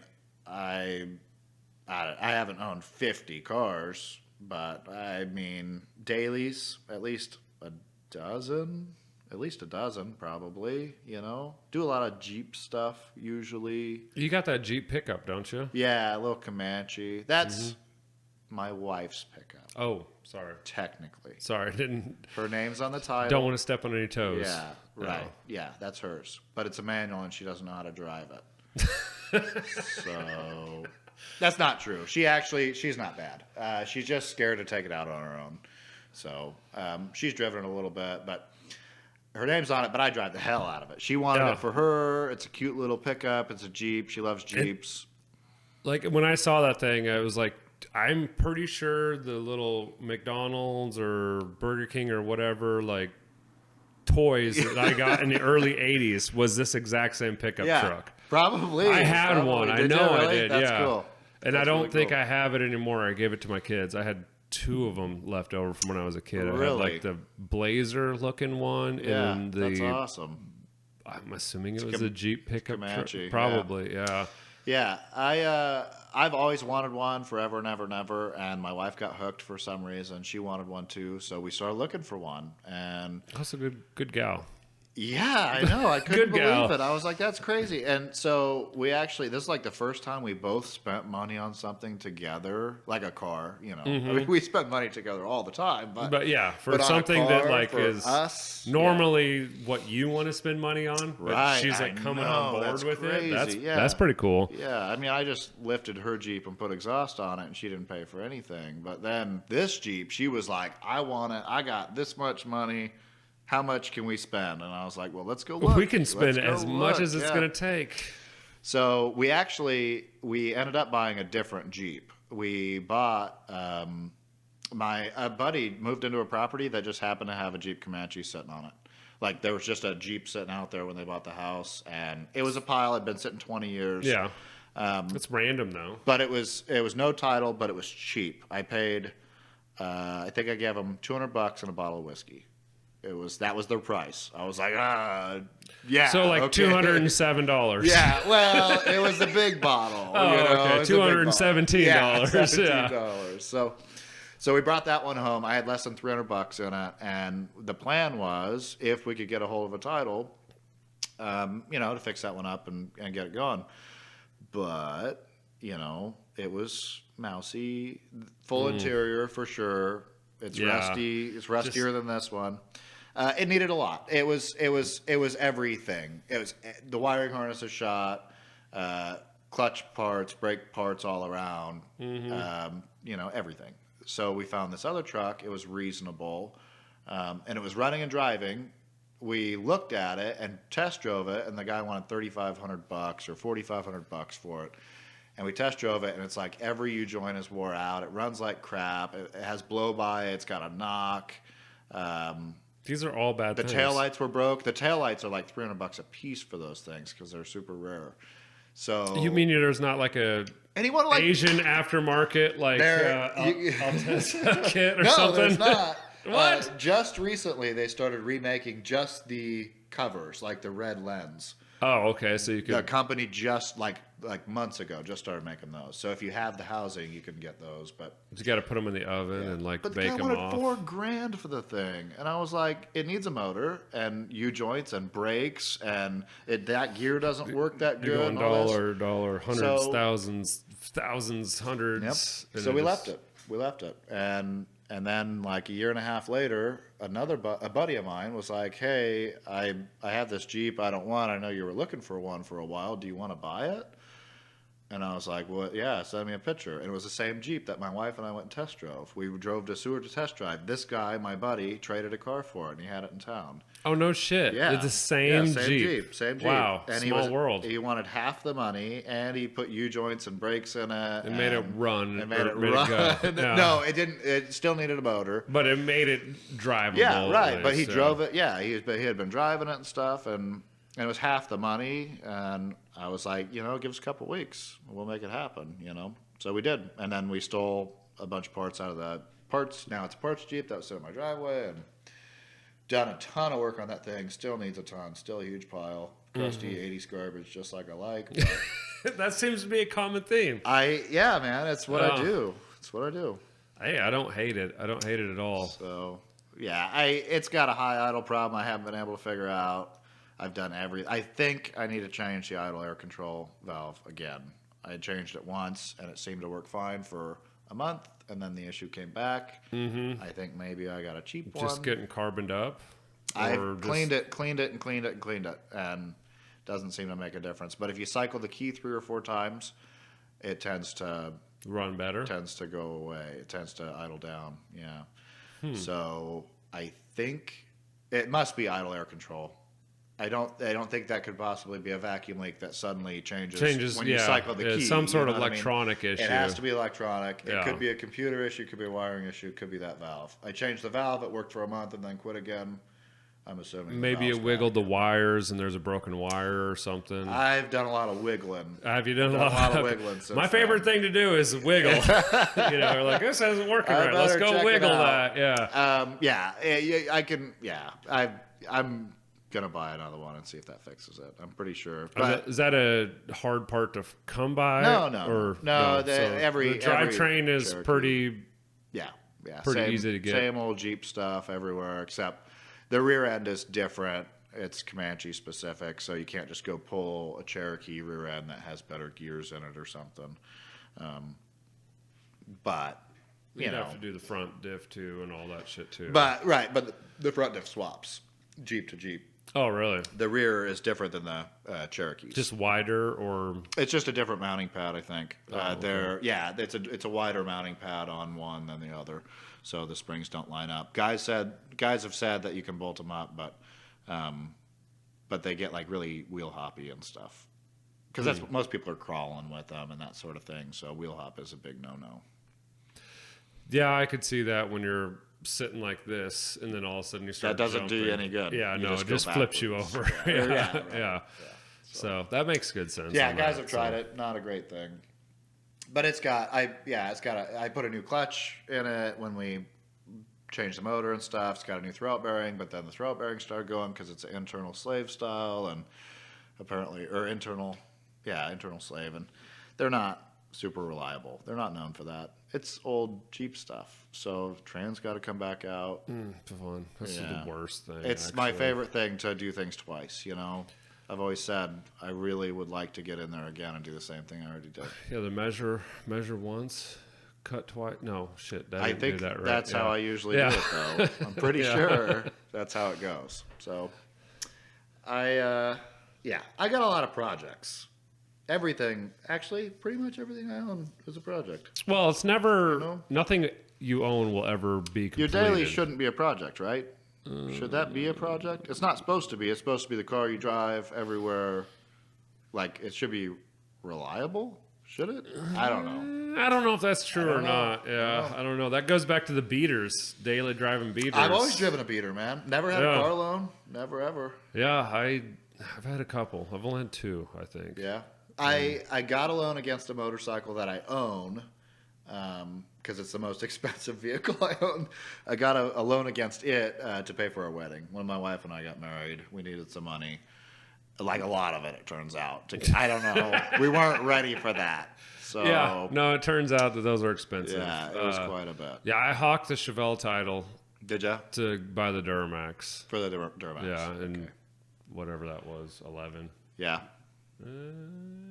Makes sense. Maybe 10. Makes sense. I don't know. So yeah, I've never got a loan to get a car, but I'm not opposed to it. I guess I just don't. I don't need a car. The easy payment plan, and then the problem with taking a loan out and buying it, like especially now when you got like a $50,000, like 8-year-old truck I gotta or have whatever. a pickup, Yeah, it's like, damn, man, every day you use it, it's just getting. Yeah. Well, the biggest problem for us, my wife and I, we don't have a good, reliable highway car. She's got an '08 Grand Cherokeee with a Hemi in it, and it was great. And we took it to Minnesota. It's got a little bit of valve train tick. Okay, well, that's new. Oh, but I mean, just saying. It's kind of a sore subject. You're just saying Hemi. I guessed. I took a guess, and I might have been right, might have been wrong. I don't know. The other day, she was like, hey, could you check my oil? Because somebody at work said that it's got lifter noise. And I was like, lifter tick. She just rolled over 180. That's pretty good for a Hemi, right? 180K? I compare everything to LS motors, and they should run out to at least 300. Yeah. I thought it was okay. But we had that we would drive. She got it, and it had fairly low mileage. But then Oh yeah, we lifted it and put 33s on it. Oh, made it super yeah, highway right. creature As soon comfort. she was driving it to Gretna every day for work before that, and she wouldn't put a lift kit on it. She always wanted a lift kit. I was like, let's lower it, make it, we'll get an SRT body kit and the whole thing, and it could still be highwayable then. Mm-hmm. But no, that's not what she wanted. She didn't want a lowered Jeep. She wanted a lifted Jeep. So that's what we did. It's a Jeep thing. It's a Jeep You thing. wouldn't understand. Yeah. Most people don't. I still don't get it, I do a lot of Jeep stuff, man. I don't know. And you still don't get it? I don't get it. I Yeah. don't get it. No, dude, I'd be all about that. I was like, we could put, a lowering kit on it and a body kit and, some accents and stuff, and wheels. The coolest sounding car I've ever heard, probably like newer car, was some sort of a Jeep. I don't know what the hell it was, but it was possibly supercharged, possibly Certainly Hemi-powered. Yeah, it was slammed, had a giant ass intercooler on the front of it. Might have been turbo, I don't know. But this thing was camming out like a motherfucker, and it was just sitting in Menards' parking lot. Was that a while ago? Yeah, it was a long while ago. It was probably like black?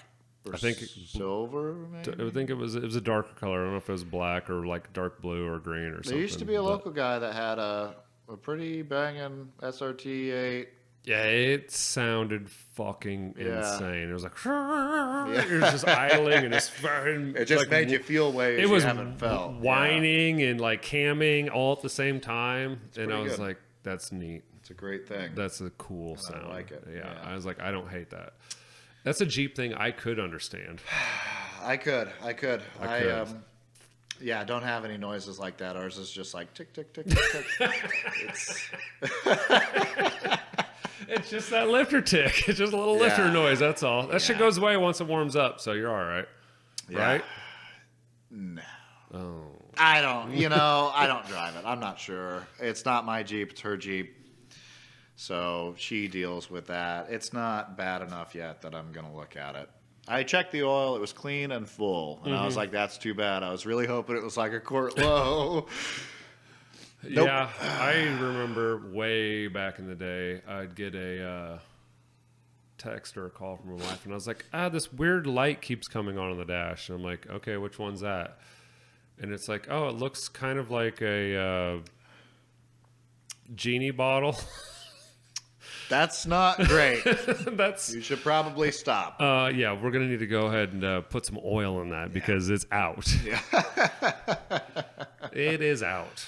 Yeah, or the tick would get real bad, and you'd be like... You just know. Yeah, I go, we should probably check your oil before we go, out to this, out to Branched Oak. Yeah, right. Yeah, get on the highway. We're going to go ahead and suck all the oil out of the bottom of the pan and ruin something.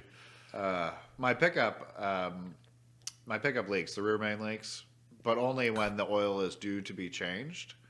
So, like, it gets thin and Is that science? It doesn't leak until it's got dirty black oil in it. It doesn't leave a spot on the ground until eventually it does. And it's like, also, hey, by the way, you should change your oil. Ted, have you not looked at the driveway? Yeah. That's impressive. It doesn't leak and until the oil breaks down enough. Until the oil breaks down. I am not joking. Since I got it, it's been like 4 years. That's insane. If you change the oil every 3,000 miles, you don't have to add any. Maybe a half a quart, Well, you don't add that. You just when you drain it out and you dump it from the catch pan back into it, right, and you're like, right. Well, that's a little shy. Yeah, right.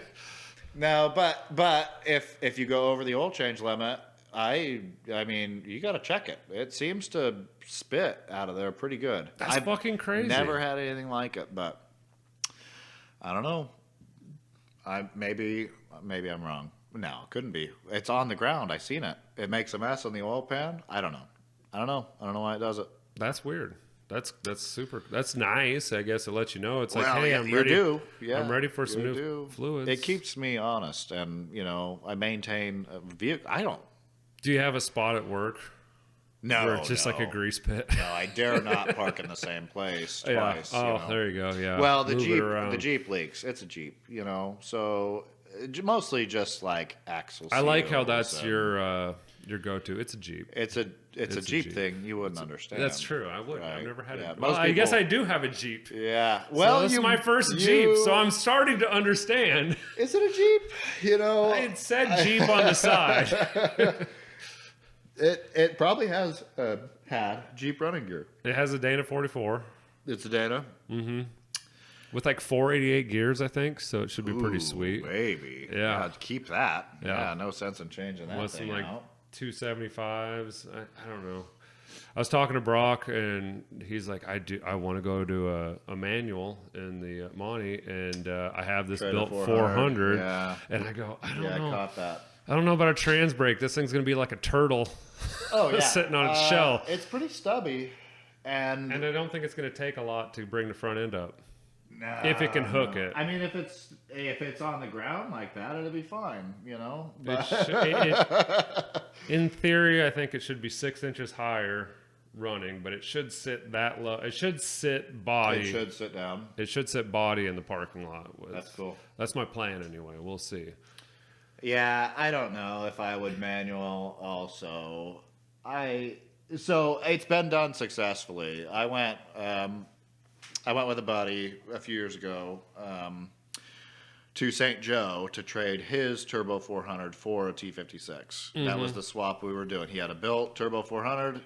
This other guy had a T56. We drove to St. Joe. That was the middle point, and we swapped, and it worked out. But I've never heard of anybody else ever being able to make that happen. You know, like how many people trade you don't go backwards. Like you have a manual. Why would you go automatic? That is true. Yeah, everybody trades that's what I did in the Chevelle. I traded a Core 350. Really? For a T56 that was shot. Basically, it had to be. I think the fourth gear input shaft was crazy. Bad. We pulled it out. I said, "You bring your car here," because he was out of town, and I was like, "We'll bring your car here. We'll pull it out. We'll do all that. I'll give you this Core." With a shitty converter or whatever, and it ended up costing, like $15,000 or not $15,000, $1,500 bucks, $1,500 to get it back up and running again. I think after I replaced everything that was bad inside of it. Yeah. But that was the best. Still cheap. Best thing I ever fucking did. Yeah, I mean the price is right still. Best thing I ever did the Chevelle. Does E85 when it was still a 283 with like 13.5 to 1 compression. Mm-hmm. E85 in a fucking T56, and that made the car fun to drive and didn't cost. Because it was like I'd put $100 in race gas in. I'd drive it like 3 or 4 laps up and down O Street, and then I'd be like, "Well, that's it for the week." That's it for the week. Yeah, and like maybe in next month I'll have and it was like E85 was $1.55 or something at the time, and that's cool. So it ran pretty good. Yeah, it's a tough compromise. Well, even E85 is probably fairly tough. It's not great, right? You can't just drive to any gas station. No, we went on a hogs and rides or rides and hogs or something poker run type thing, and we ended up. I had 2 5-gallons, so I had 10 gallons, and then I had my 12-gallon fuel cell in there, and we ended up out by Omaha. Oh, you only got 12-gallon, huh? I did at the time. I've got a regular gas tank back in there now, but 12-gallon fuel cell, so I had 22 gallons of E85, and ended up somewhere out in Omaha, and we're like trying to figure out where the hell has E85. Yeah. And phones weren't as good back then, you couldn't just like type that shit in. Right, yeah. And we came in smoking on some fumes to get to a gas station. Yeah, I think we had a couple gallons left. I have rolled up to a pump like with a dead car. I have actually just turned in the corner, car dies, or many times. Well, it's been a long time. I think that kind of shows what state you're at in life. Yeah. Like, you've made it just a little bit when you're not coasting into the gas station. I don't even look at the price of gas. That's how I know I made it. Yeah, I don't. I'm doing okay. I'm not. It's not worth it for me to drive across town to save. Yeah, that's why I don't check fuel economy in the Duramax. It's like I don't give a shit. It is what it is. I'm gonna buy it either way. Yeah, it's got to get to work. So doesn't matter. Yeah, I'm gonna fill the tank, man. Sometimes it hurts a little bit. Sometimes it hurts. Yeah. When it went from $75 to fill up the truck, or 67 or whatever the hell it was, to 170, and it was like, okay, well that's a little rough. Diesel's cut back down a little bit now, hasn't it? Yeah, it's under $5. I think. Under $5. Oof. Yeah. Man. I know. Why am I excited? I was That's like, rough. Diesel's going to be over $6. It got almost up to $6 a gallon, and then. Now I'm like, woo! You see them prices? Yeah, $4.79. Holy hell, we got a deal. Yeah. Ouch. Yeah. Ouch. I put premium in for, I mean, like, that one hurts me, Usually it's, for the motorcycles, it's like 3 gallon or whatever, and you're done. That doesn't hurt at all. I'll fill motorcycles. $16, that's all right, and you can drive around forever. Right, yeah. Yeah. But no, I don't. I used to put premium in, pretty much anything I had. Like even that Comanche, because, it's going to sit around a lot. I'm not going to put ethanol in it. Mm-hmm. Yeah, I don't want to introduce moisture, and I know that's a big problem point for E85. Do you suck it out of your tank in the wintertime or anything? Dude, I am the worst person for maintenance and that stuff, and I was like, nope, never had an issue with it. Should really? Just fine. Treats you pretty good? Well, I ran E85 for 4 years, maybe 5 years. Yeah. And no, it was just like top it off with some fresh stuff. That'd be fine.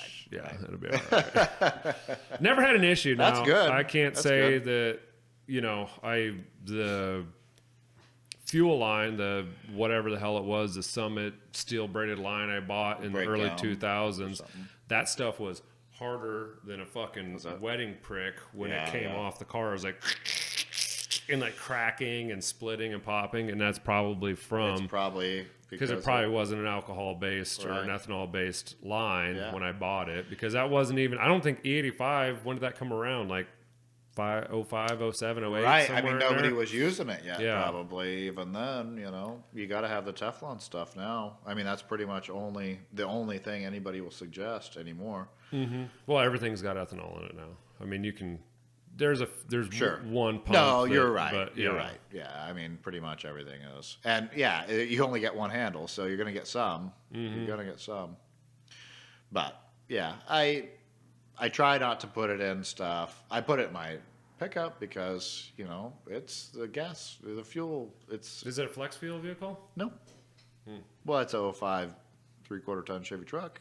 Yeah, I don't know if they ever had flex fuels in 3/4 tons. I don't think it's technically got a flex fuel sensor, no, but... The 04 Suburban that's under the sub 100, that was a flex fuel. It was? 04, really? Yeah. Well, I don't know. I never looked. But I don't think so. Which surprised me a little bit that it was a flex fuel. That is a surprise, actually. It was probably one of But that probably had DOD, too. Did not. Did not. Really? Ooh. Ooh, no, it's still third gen, so it didn't. So, really? Yeah. I thought they did that too. I don't know. I guess I don't know. I'm not an expert. I don't know, but I don't think they did. You could be right. Right. No, I was surprised it was a flex fuel car. It does not have DOD or any of that. Usually 3/4 ton stuff's behind on the trends like that too. Well, yeah, and it's a.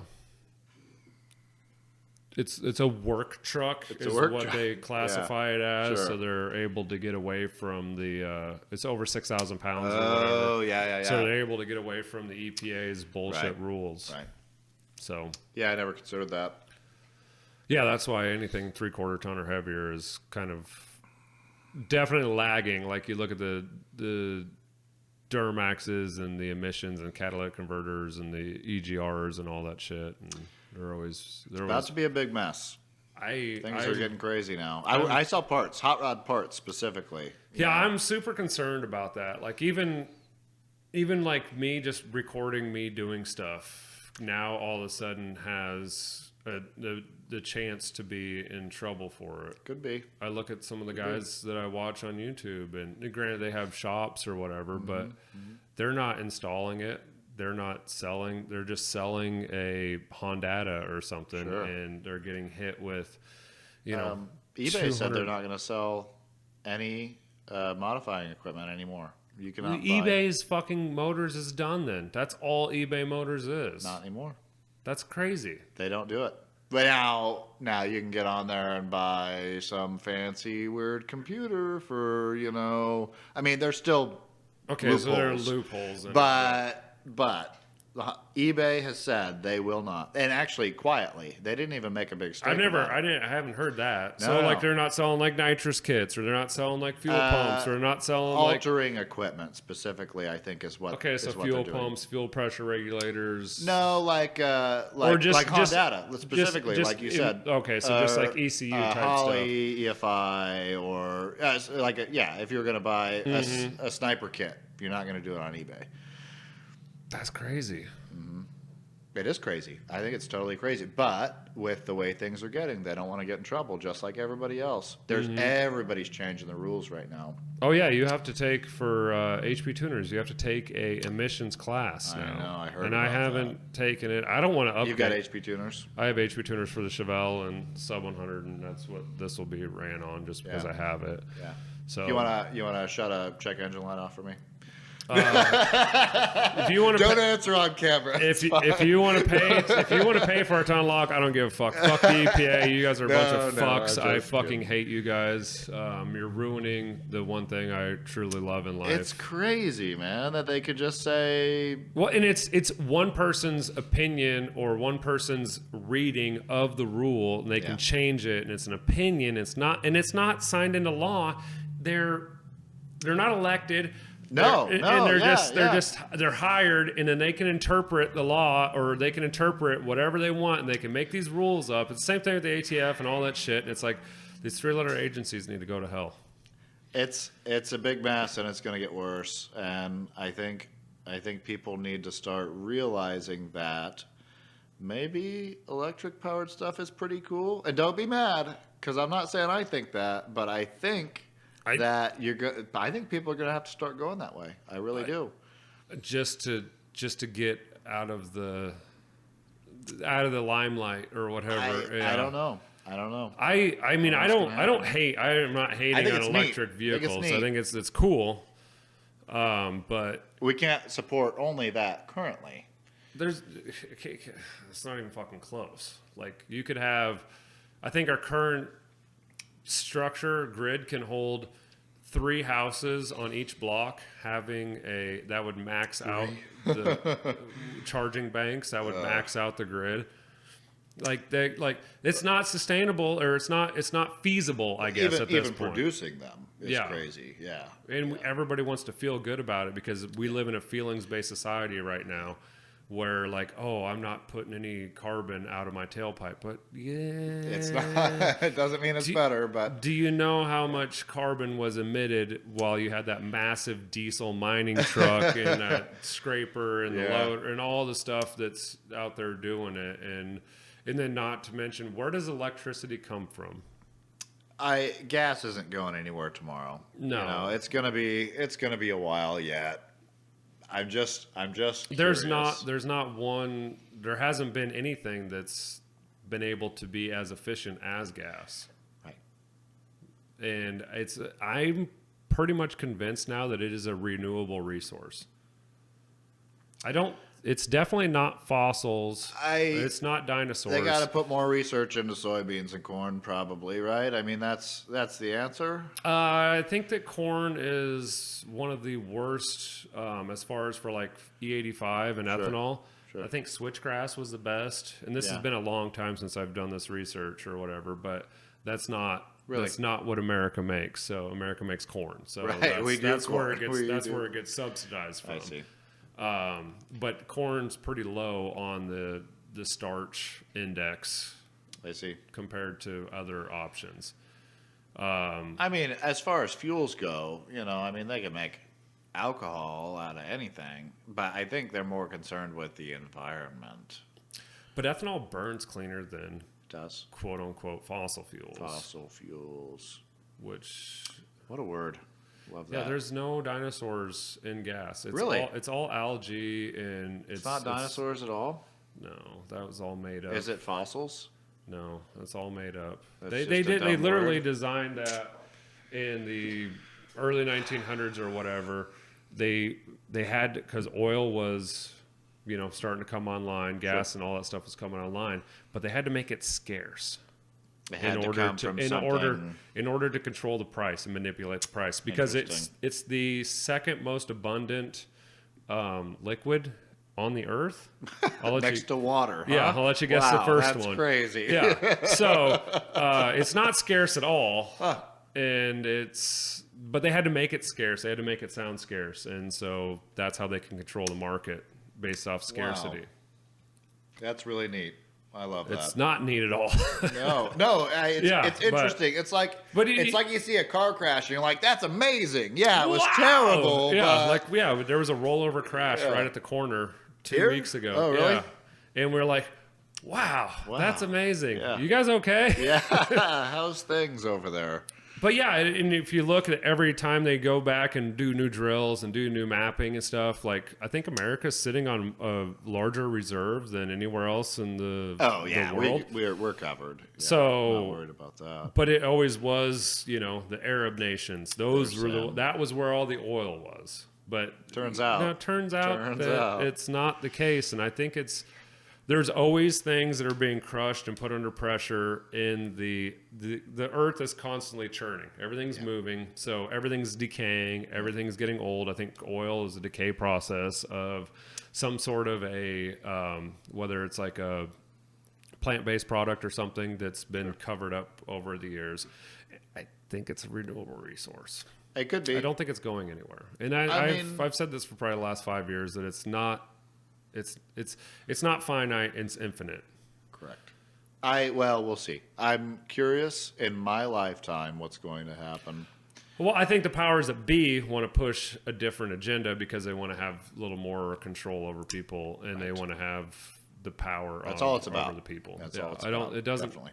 Because if they really cared about protecting the environment, they wouldn't be flying to all these seminars and all these big things on their private jets. There's so many things we could do so much better. And they would be looking into nuclear energy or something like that actually produces energy really efficient. Yeah, it's super expensive to get up front to start, but it's not hurting our ozone. I mean, that's pretty cool. And I think the ozone layer is fixed. Is it? I think it healed itself. Anymore? Yeah, I think it healed itself. Wow. Yeah. I'm learning so much here. And don't quote me, I'm not a scientist, but you can take it to the bank. And if I'm wrong, you guys can tell me, but I'm pretty sure that the ozone layer has fixed itself. And I just do cars and car stuff, you know. Well, and that's what pisses me off is that I tried to buy a fuel pressure regulator from AEM, or it was actually from Speedway. Sure. It was a year ago, Black Friday. Oh, yeah. And it was drop shipped from AEM. Go figure, Speedway's got, tuner stuff still, or whatever. They used to have the tuner catalog, in the early 2000s. Yeah, it's been a while. I just happened to see it, and I was like, okay, it's a better price than I can get on eBay or whatever. And they messaged me, emailed me, and said, hey, you got to fill out this affidavit from AEM stating, you got to have your name, your address, VIN number, license plate number, what the car is, what the model motor is, and all this stuff. Wow. And I go, it's going on an 85 CRX. It doesn't have a VIN. It's never going to be on the street. It's a track car. So you don't need any Doesn't of that matter, right? None of your business. Yeah, we can't sell it to you. I go, okay, well, cancel my order. Really? And I went on eBay and bought it off eBay. So... And that's early in the process. That was AEM not doing it. It was them saying, right, we don't want to sell but the parts. It was, talking to a Speedway associate. Right, because this is what they want. Yeah, I get that. And a lot of companies are doing similar things now, actually. A lot of people are trying to cover their own ass because everybody's getting in trouble right now for the same thing, for deletes or for... cutting cats or that sort of thing. A local diesel shop, or moderately local, $80,000 fine. Oh, really? Yeah, or something like that. Like, that's rough. If I get fined $80,000 if OSHA hits me with $80,000, I'm done. I don't have anything left. Or take the house, I guess. Like, you know, like I don't know. I haven't figured out business enough, I guess, to be able to deal with a $80,000 fine, you know, and then you got to hire lawyers and try to get it dropped down or whatever, and it's just from doing deletes or whatever. Right? Yeah, from banging on my computer a little bit, even. Yeah, I'm seriously that much. Like you can get in trouble for clicking a few things, and I get with the diesel douches with their rolling their coal and all that stuff, and nobody just likes that, right? I don't. I thought that was douchey from day one. Isn't it? Yeah. What an asshole to blow smoke. The only funny thing I saw was a video where they pulled up next to a hot chick and it's like, "Hey, do you smoke?" And they rolled cold on her. That was the only time. That was the only time I slightly enjoyed that. But if it was you, yeah, I would have been pissed. Yeah, if it was you. I've been the guy on the motorcycle that the diesel truck drives by and fucking blows smoke just to do it, just to be an asshole. Yeah, literally drives by, and the only time smoke comes out is when he's coming right by me, and he knows his tailpipe's there. Oh, dude, I've gone and banged on guys' windows.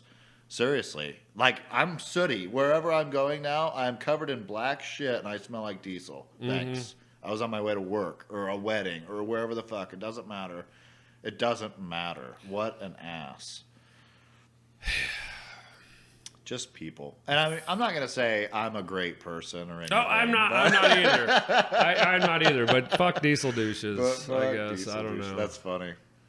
Don't you drive a diesel truck every day? Yeah, Crazy. I do. I fucking love my diesel truck, and it doesn't blow any black smoke. I mean, if the air filters like fully plugged up, it'll smoke. It'll smoke a little bit. But yeah, no, it doesn't. It doesn't. You mean it's not supposed to? It's weird. Factory. I guess that's one time when I got HP tuners, I guess I shouldn't say this because the EPA is listening. Well, it's like 18 years ago, right? Yeah. It was before the truck was even made, and it was just a hypothetical I was thinking about in a dream when I was 7. But I went on whatever diesel page, or maybe it was on HP tuners, I don't know. But I basically just kind of copied and pasted a guy's tune. Sure. It was really bad, huh? It was fucking insane. It was good. It was, well, it rolled so much cold that it was insane. Oh, but everything insane. That was on the dash, when I floored it, flew off and was in the back seat. It worked. It was insane. I immediately, we were camping. I pulled the camper out there, and I was just bored or whatever, you know, had an afternoon, and I was like, I'm just going to drop a tune in. Went out, it was in Fremont, went out and hit the road, and it was like, holy shit, this is fucking insane. Cool. I'm going to go, I went immediately back to the campground and put the stock tune back in. I go, I am going to ruin this transmission in a week time period. Good. Yeah. So it's got stock tune, and I haven't messed with it since, because it was pretty insane. You up the boost 10 pounds or whatever, and increase the injector pulse, or the length of whatever on those, because you can spray all the way down on a direct injection with the diesel. That's cool. So cool, yeah. So it's not just what gets collected, through the valves. It can spray, and it can make keep going all the way down. Yeah. And that's how you burn pistons and do all that right. stuff. Well, yeah. So. There's a downside. I get it, but it was cool. It was cool. It definitely was cool. I didn't understand diesel power for a long time. I've got a buddy. I was at his house. Allegedly, we had been drinking. There's no way we can prove that. Yeah. Well. We were. So anyway, he was like, my Cummins will do quarter-mile burnout. And I was like, no, it won't. That's ridiculous. And he was like, well, you're going to do it. And I was like, okay, whatever. He's like, no, serious, let's go. Get in the truck. We'll go to the road. You do a burnout. And I was like, all right, I guess we'll go see what it does. He had like brand new mud tires on it too, and I was like, just got done spending $1,000 on tires. Burn your tires up or anything. And he's like, no, you're doing a burnout right now. I want to prove how badass my truck is. And so I do a burnout, and I get him spinning up pretty good, maybe 60 mile an hour, and then, let out the brake and roll and roll and roll. And he was like, nope, that wasn't good enough. Stop, do it again. And I was like, man, you do you want to get it into third gear? Or what are we doing here? He was like, yeah, you need some wheel speed first. He was like, this truck will do a 1/4 mile burnout. And I was like, I won't. I'm not the guy, man. Wheel speed is dangerous with burnouts. It is. It is. I was like, you go ahead and do that on your own time, but not me. I was in a car accident a few years ago. Messed me up pretty good. Mm-hmm. And I don't trust nobody. I hate riding with anybody. I hardly ride with my wife, Mm-hmm. There's like a select You're few. super nervous passenger now. I am with everybody.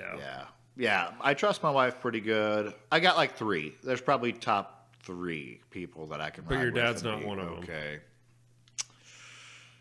Oh, man. I trust my dad. I just went back to it, and he gave you sent you the pictures on your wedding day.